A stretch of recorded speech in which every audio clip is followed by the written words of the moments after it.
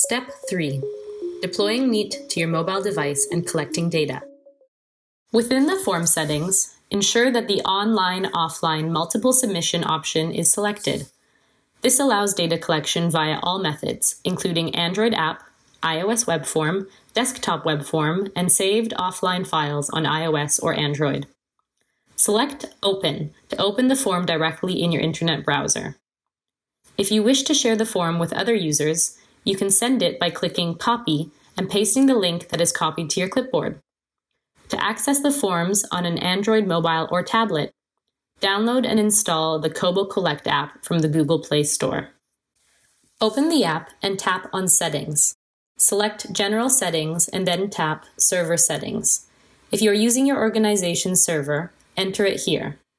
If you signed up for Kobo using the instructions provided with the Neat, use the link shown on screen with your Kobo Toolbox username at the end.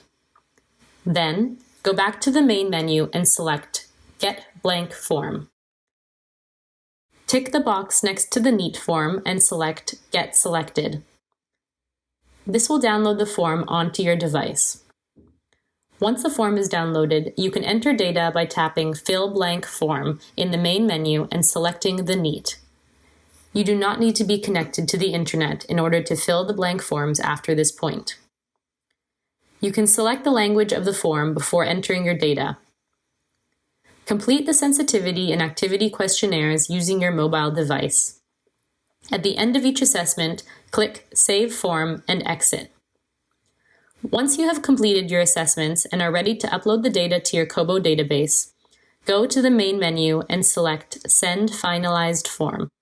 You can select which forms you want to upload and then press Submit. You will need an internet connection for this. For any queries or additional technical support using the Neat, please refer to the Neat guidance notes or contact the UNEP OCHA Joint Environment Unit.